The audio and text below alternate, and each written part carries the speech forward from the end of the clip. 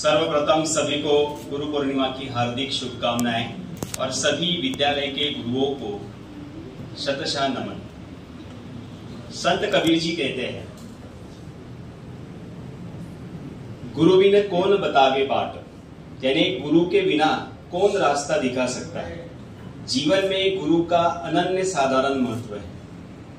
आज हम लोग सभी गुरु पूर्णिमा महोत्सव के लिए यहाँ उपस्थित हुए हैं। इस कार्यक्रम के उद्घाटक तथा हमारे मार्गदर्शक श्री सतीश सोमवंशी सर और मेरे सभी गुरु बंधु और भगिनी, सभी को गुरु पूर्णिमा की हार्दिक शुभकामनाएं। हमेशा गुरु के बारे में एक संस्कृत श्लोक गाया जाता है, गुरुर ब्रह्मा गुरुर विष्णु गुरुर्देवो महेश्वरा गुरुर साक्षात परब्रह्म तस्मै श्री गुरुवे नमः। ये एक प्रसिद्ध संस्कृत श्लोक है जिसका अर्थ है गुरु ब्रह्मा है, गुरु विष्णु है, गुरु शंकर है, मतलब महेश्वर है, गुरु ही साक्षात परब्रह्म है, उन गुरुओं को मेरा शतशः नमन। देखिए, महाभारत के रचयिता महर्षि वैद जी, उनकी आज जयंती है और सारे देश में हर्षोल्लास के साथ आज गुरुओं के प्रति कृतज्ञता व्यक्त करने का आज दिन है। हमारी छात्रा अनन्या जी ने आपको सारी बातें बताई है कि हमारे भारतवर्ष में गुरुओं की परंपरा है। अगर हम हालांकि बात बताएं तो जैसे आप क्रिकेट खेल को अच्छी तरह से जानते हो, तो सबसे पहला सवाल ये रहेगा कि सचिन जी के गुरु कौन थे?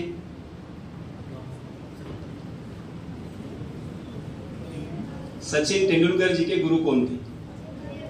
भगवान कपिल देव। बढ़िया बात है। अब गुरुओं पे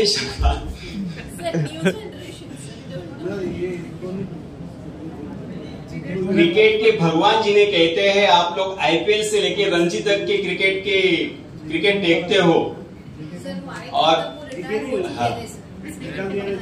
ठीक है, तो उनके गुरु थे रमाकांत आचरेकर सर। चलो, वो बात बहुत पुरानी हो गई आप लोगों के लिए। तो आज भी ऐसे खिलाड़ी हैं जिनके बलबूते पर गुरु महान बने हैं। देखिए, जब बच्चा सफलता पा लेता है और सफलता पाने के बाद उस बच्चे का नाम निकलता है, उस नाम के बाद गुरु का नाम लिया जाता है। देखिए, और इसीलिए कहा जाता है कि भगवान तक पहुंचने का जो दूत है, भगवान से पहले हम गुरु का ज्ञान प्राप्त करते हैं। और इसीलिए मैं आप लोगों को पुराणों, वेदों, कथाओं में मैं लेके नहीं जाऊंगा। आज की जो वास्तविकता है, उन वास्तविकता पर कुछ बातें बताना चाहता हूं। कई बार क्या करते हैं, मैंने देखा है, जब कोई समय पड़ा बाका, गधे को कहने पड़े काका। जब समय हो तभी गुरुओं का सम्मान हो। ऐसी हालत हो गई हमारी। जब परीक्षा आ जाती है तो गुड मॉर्निंग बढ़ जाता है, परीक्षा चली जाती है तो गुड मॉर्निंग बंद हो जाता है। गुरु का स्थान दुनिया का सर्वश्रेष्ठ स्थान है। मेरा मानना यह है, मैं सभी कक्षाओं में बताता हूं, दुनिया का सर्वोत्तम पहला गुरु हमारी मां होती है, पिता होते हैं, और तीसरे गुरु हमारे आचार्य देवोभव। जैसे मातृदेवोभव, पितृदेवोभव, आचार्य देवोभव, ये तीनों गुरुओं का ऋण यानी कर्जा हमारे ऊपर होता है।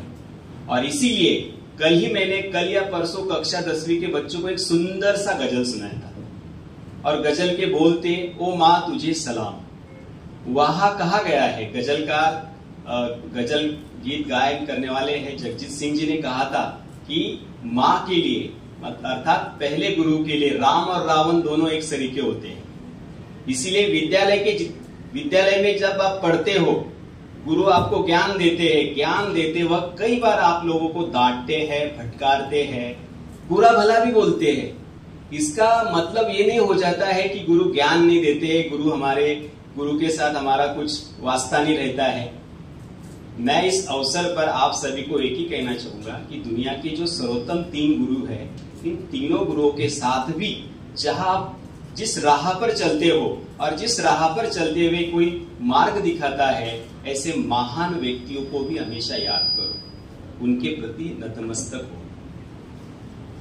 कुछ बातें ऐसी है, जैसे मैंने एक पहला श्लोक कहा कि गुरुर ब्रह्मा, गुरु ब्रह्मा के समान है जो सृष्टि के रचना करते हैं।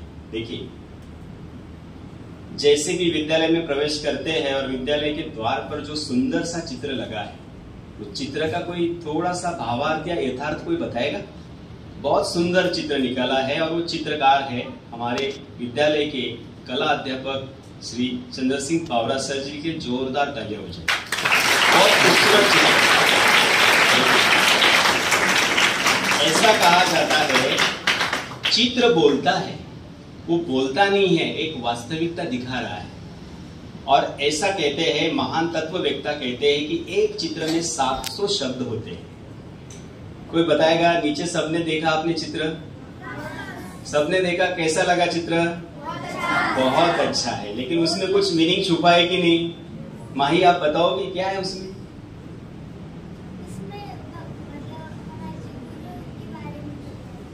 गुरु के बारे में बताया है, श्लोक भी लिखा हुआ है। कौन सा श्लोक लिखा है धनश्री?